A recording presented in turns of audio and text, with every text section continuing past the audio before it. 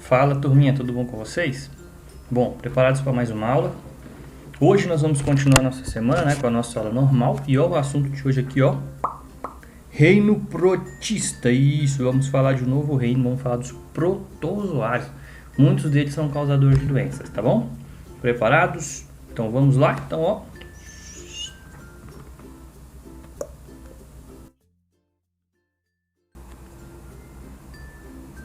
muito bem, turminha. Reino protista. Como vocês sabem, nas últimas aulas a gente estudou sobre o reino Monera, não foi isso? E falamos que os principais seres que fazem parte do reino Monera são as bactérias. Hoje vamos falar aqui do reino protista. Por que iremos estudar o reino protista? Porque nesse reino também existem seres vivos causadores de doença, que são os protozoários, tá bom? Mas todo o reino, para você fazer parte daquele reino, você tem que seguir algumas características, tá bom? Quais são as principais características para fazer parte do reino protista? Vamos lá. Primeira, eles são formados por protozoários e algas, tá bom? Primeira característica, eles têm que ser unicelulares. Todo mundo lembra o que é um ser unicelular, não lembra? Muito bem, seres unicelulares são aqueles formados por apenas uma única célula, né? Eles têm que ser microscópicos, né? Se eles são unicelulares, provavelmente serão microscópicos. E eles são eucariontes. O que é um ser eucarionte? É aquele ser que possui o que nós chamamos de núcleo. E dentro do núcleo eu vou ter o material genético sendo protegido. Essa daqui, gente, é a principal característica.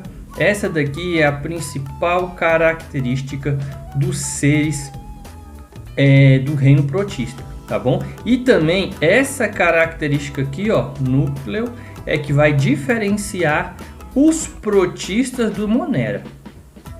Tá ok? Lá os moneras, eles são procariontes, lembram? Os moneras são procariontes. Os protistas são eucariontes, olha a diferença, ó. Procariontes são aqueles seres que não possuem núcleo. Eucariontes são seres vivos que possuem núcleo, ok? Então vamos lá, aqui eu tenho algumas imagens, tá bom? Mostrando alguns protozoários, tá bom? Então aqui eu tenho, ó, aqui é o núcleo dele, ó. Aqui dentro é o núcleo, aqui tem um material genético. Se fosse uma bactéria não teria esse núcleo aqui, né? Aqui, ó, tem um núcleo aqui, ó, núcleo, 2 aqui, núcleo, né? Aqui tá bem claro o núcleo. Então, gente, os protozoários, eles vão possuir o núcleo. E essa é a característica que dá para ele a diferença das bactérias. Eles são eucariontes, ok? Então vamos lá. Aqui eu tenho algas, né? Algas verdes, né? Algas microscópicas. A principal diferença entre um protozoário e uma alga, ó, vamos entender aqui. Aqui eu tenho protozoário, deixa eu só mudar a cor da caneta aqui. Então eu tenho aqui, ó, os protozoários, correto? Protozoários, e eu tenho as algas. Os dois fazem parte do reino protista, correto?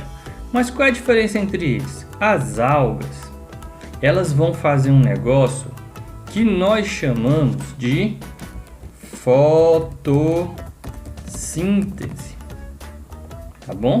E por elas fazerem fotossíntese, elas são classificadas como autotróficas.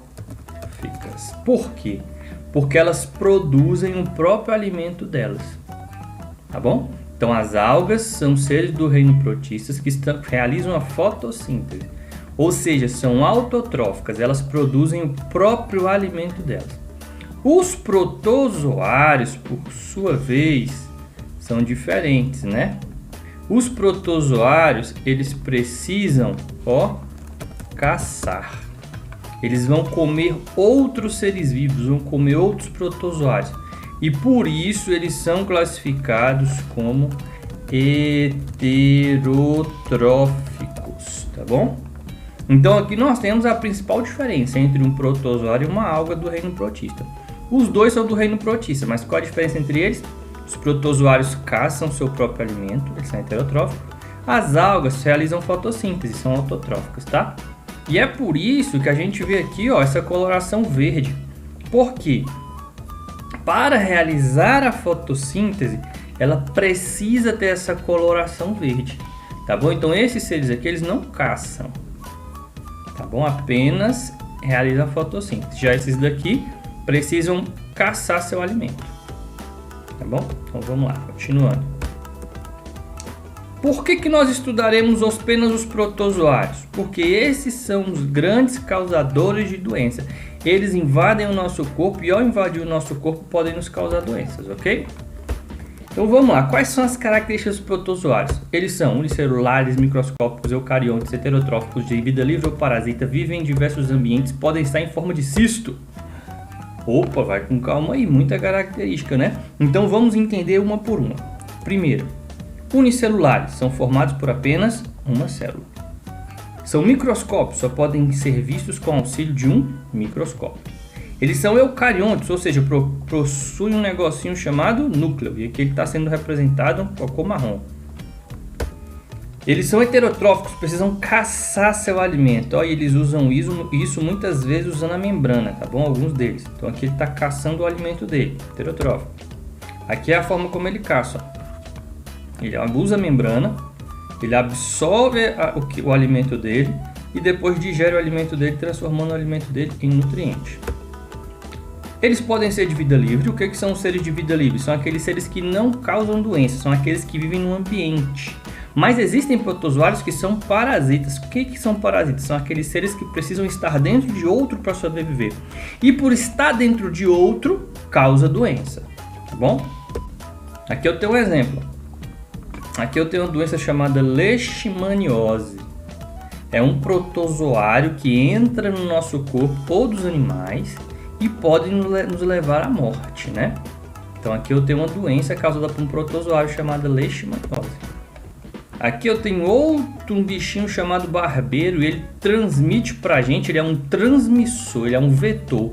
Ele transmite pra gente uma doença chamada doença de Chagas, que também é um protozoário que vai entrar no seu corpo através da picada do barbeiro. Os protozoários podem estar em diversos ambientes, né? Por exemplo, aqui, ó. Eu assisti um programa, o nome do programa era Prova de Tudo. E ele pescou um peixe lá e não tinha como ele assar porque estava num ambiente muito úmido. Ele comeu aquele peixe cru. E no peixe tinha um protozoário chamado ameba, Entamoeba stolística. Esse aqui, ó, causou nele um problema sério, problema grave intestinal. Ele teve que abandonar o programa por causa disso. Tudo por causa de um protozoário causador de doença, tá bom? Vamos lá, continuando. Os protozoários podem estar em forma de cisto. O que é essa forma de cisto? Vamos entender aqui, ó. O que seria essa forma de cisto? O cisto, galerinha, é uma forma protegida. O cisto é uma proteção, proteger. É uma forma mais resistente. Em que momento o protozoário precisa assumir uma forma resistente? Quando ele estiver em ambientes perigosos, hostis. Aqui eu tenho um exemplo, ó. Esse aqui é o protozoáriozinho chamado Giardia lamblia. Esse aqui é a forma normal dela. Quando ela se sente ameaçada, quando ela se sente em perigo, ela se transforma nessa forminha aqui, ó, protegida, que pode durar muito e muito tempo aqui sem sofrer alterações. Isso daqui para ela é excelente, mas para a gente é terrível. Por quê? Às vezes, se você estiver doente com esse protozoário aqui, ó, e você começar a tomar o remédio tende a matar o protozoário. Então como é que vai ficar o ambiente? Vai ficar hostil, não é? Quando o ambiente ficar hostil, o que é que o protozoário vai fazer? Se transformar em cisto e ficar protegido dentro de você sem que o remédio afete ele. É por isso que muitas vezes nós precisamos tomar o remédio de acordo com o que o médico manda. Porque o médico sabe que isso aqui pode acontecer. Então se o médico passar 15 dias, toma um remédio 15 dias, 20 dias e assim vai. Ok? Então o cisto é uma forma protegida do protozoário. Vamos lá. Agora a gente vai estudar como é que o protozoário se classifica. Como é que nós vamos classificar os protozoários, tá bom? E nós vamos observar, para classificar ele, a sua estrutura de movimentação. Como esse protozoário se movimenta, tá bom? Por exemplo, eles são divididos em 4 grupos: os flagelados, os ciliados, os isópodes e os esporozoários, tá bom? Quem são os flagelados? São todos aqueles protozoários que se movimentam usando o flagelo. Olha só. Professor, mas a bactéria também tinha flagelo. Isso, mas qual a diferença entre um protozoário e uma bactéria? Lembra? A presença do núcleo. Aqui, ó, tem núcleo, então é protozoário. Se tem núcleo, é protozoário, tá bom? Então aqui nós temos o protozoário flagelado, ó. Aqui é o flagelozinho dele e ele usa esse flagelo para se movimentar. Então se ele tem um flagelo, ele é um protozoário flagelado. O protozoário ciliado, ele tem cílios aqui em volta do corpo dele, ó. Ele tem cílios que ele se movimenta assim, ó, esses cílios. E essa movimentação desses cílios faz com que ele se movimente no ambiente aquático, com esses cílios aqui, ó. Tá bom? Os rizópodes são aqueles protozoários que se movimentam usando a membrana plasmática. Olha só que interessante, né? Os rizópodes, ele usa a própria membrana. Então ele estica o corpo dele, encolhe o corpo dele e assim ele consegue se movimentar no ambiente. Os esporozoários, eles não têm nenhuma estrutura de movimentação. Isso quer dizer que eles vão ficar parados? Não, eles vão ser levados pelo ambiente, uns pelo vento, outros pela água. Tá bom? Então nós temos aí 4 grupos de protozoários. Vamos relembrar? Vamos ver se você é espertinho igual ele? Vamos lá então. Que protozoário é esse? Protozoário do tipo flagelado. Muito bem, porque usa flagelo, né? Que protozoário é esse? Protozoário do tipo ciliado, porque se movimenta usando cílios, não é? Que protozoário é esse? É o protozoário do tipo rizópode, muito bem, porque ele se movimenta usando a membrana dele. Olha, ele se estica e se encolhe. E que protozoário é esse? É o esporozoário, porque ele não tem estrutura de movimentação. Então nós temos flagelado, ciliado, rizópode e esporozoário aqui, ó. Tá bom? Então, muito bem, nossa aula de hoje vai ficando por aqui. Até a próxima. Estudem, façam atividade, ó. Se cuidem.